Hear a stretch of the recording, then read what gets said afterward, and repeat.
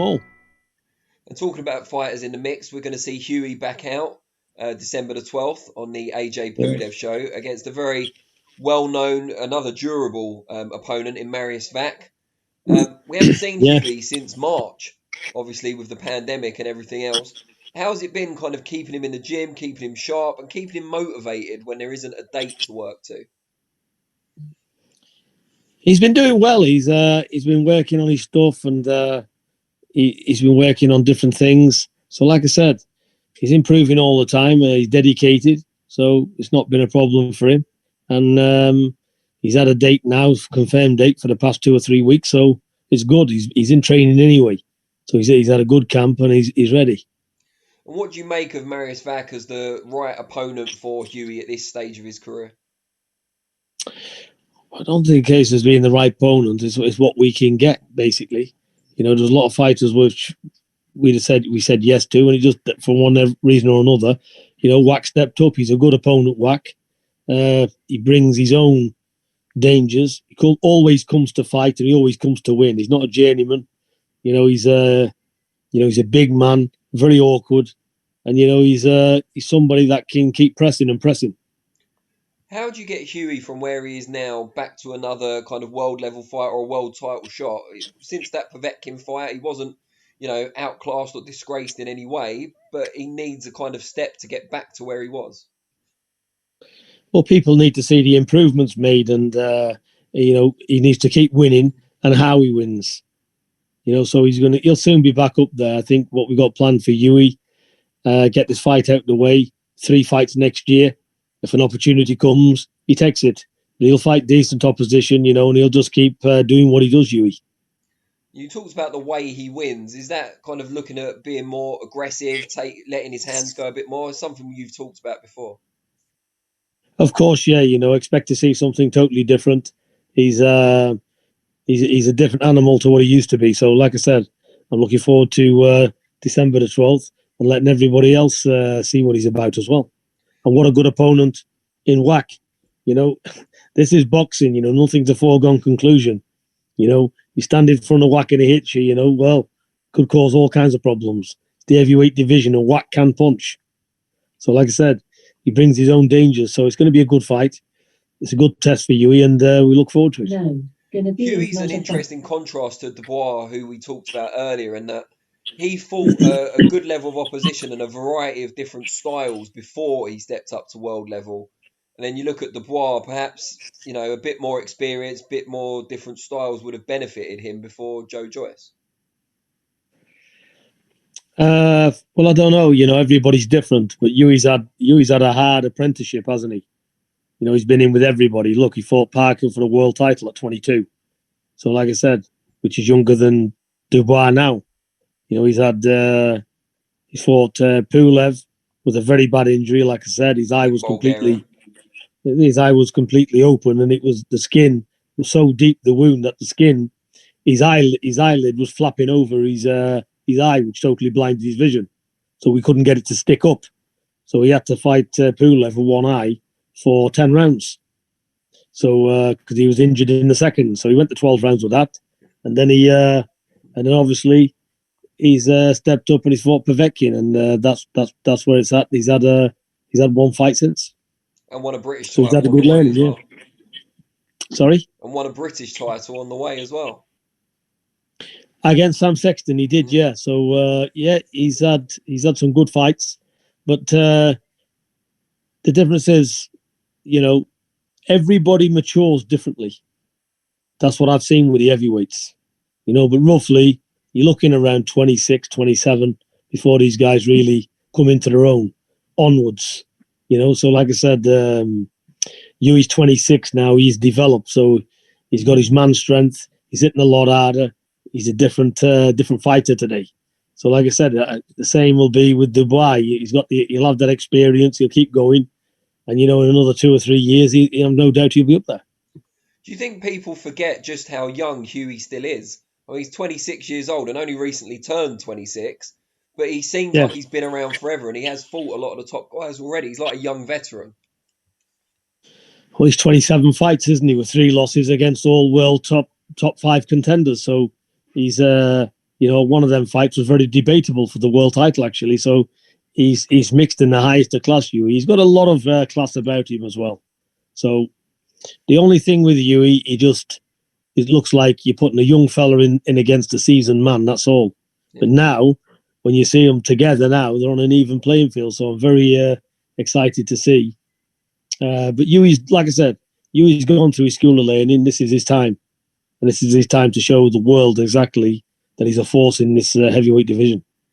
Someone else who showed the world that they were a force in October, about, a month ago now, was Savannah Marshall, of course, winning her first world title, beating a brave Hannah Rankin very clearly and conclusively. Most people called it the performance of the night on that Usyk Chisora show. Just how delighted were you with the performance? I mean, virtually flawless. I think it was. I think it was a perfect performance by Savannah. She done exactly what was asked of her. I can't say anything more about it. Hannah Rankin was very tough. She was very brave. She had that self-belief she was going to win. So it made for a good fight. It made for a good contest.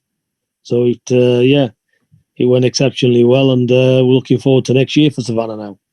How comfortable, or maybe comfortable is not the right word, but how challenging was it for Savannah to get down to 160 pounds for the first time, and will she stay at that weight now? It was no problem for Savannah. She can move between the two weights because she's 6'1". So Savannah's best at middle. That's her weight, middleweight. So, but she can move to super middle, no problem at all. So she's not really dieting or anything. So she can just make the weight by training hard. How much more improvement is there in Savannah? Because she hasn't been a pro for that long, although she's been boxing for many, many years. No, there's going to be maximum between, I would say there's another 30% there. There's a lot more to come from her, really. I think we're going to see difference as well, especially now she's won the world title. She knows what it is. I think you're going to see an even better performance next time. What are the areas that you'd still like her to improve on? Because she looked like a seasoned pro out there last month. Just to be, I think just for me, she was just stepping a little bit too far back too much. Just to, stay in the pocket, but, where she steps over, little things like that, only minute things, tweaks really, probably more right hands and stuff, so in more combinations, it just depends who's in front of you though. So like I said, there's things, there's stuff with this way. It's not that she can't do them. I think we just haven't seen it yet. There's a lot more Savannah can do than what we've seen on that night. That just gives you an idea what she's about, but she's got a lot more she can do. But saying that, there's always work to do. But I believe, while I know she can do better than that performance, quite a bit better, actually. And there's a lot of talk, obviously, about a professional fight between her and Claressa Shields. They clashed as amateurs. She was the last person to beat Claressa Shields in either code. If that fight comes off and she gets the win, she's almost instantly becomes either number one or number two, pound for pound in the world. Yeah, she will, and I think she'll get there. All of these fights on this kind of level, Danny, they're all, you can't say what's going to happen in them. But, this is a genuine crossroads fight for both of them. So I'm interested to see who's going to win. They believe they're going to win it. I believe Savannah will win it. But like I said, may the best woman win it, and let's get on with it. But next year, we should definitely see that fight. You've talked before about how Savannah helped change your entire view of female boxing. Not long after she won her world title, we saw a female triple header on Sky Sports, probably for the first time ever in this country, I'm sure. How impressed are you with how the female game has grown and starting to rival the men's game finally? I am impressed. I'm impressed with them all, to be fair. I watched the fight where the girl broke her hand. You'll have to quote me on the names now because I'm losing it half the time. But she went through that fight Terry Harper. with a broke. Yeah. And she done well to keep that composure because I seen the x-ray of it. Her hand was snapped in half. So it just goes to show you that grit they've got. So it's the same. They've just got the same as men, haven't they? I've seen Savannah. I've seen blood and snot flying in the gym. So it's there. So it's opened my eyes because before I even had a woman boxer, I had no clue of what they could really do. Obviously, I knew Jane Couch well, and I knew I just thought she was a one-off, But the women's boxing is flying. I think it's a very good thing. I think it's a good addition to the sport, and I enjoy the women's fights because the 2 minutes they're throwing tons of punches, and even more so now we've got a woman in the division that can bang and box. Savannah's exciting because she can hit. When them punches land, I don't care who you are, you've been hit. So, she's an exciting addition to the women's boxing because it's not just now points and stuff. She can do damage. She can get opponents out of there. She's exciting. What's the secret to that? Because you don't see many knockouts in female boxing, as you alluded to. Clarissa Shields, widely regarded as one of the best female fighters pound for pound, but most of her fights go to decisions as well. What's the secret to that punching power? It's working hard in the gym, using your, sitting on your shots, learning how to punch properly. When you put your shots in, put them in loose, use your leverage, use your trunk rather than your arms and your shoulders. All of these things play a part, bringing your shots up, and punching from your power lines of your body and all stuff like that, which she developed, we spoke about, and she's picked up and done it very well. And now, she's got a ramrodding jab as well. She really puts that jab in. She's got a very, very solid jab. So, like I said, she developed it over the years we've been together, and she's just got better, more relaxed, and that power's just come. You've always got the power there. She just never knew how to unlock it. Because now she's got that, it's a very good addition to her arsenal. Do you find it hard to find other women to spar with her? Does she do a lot of her sparring with men?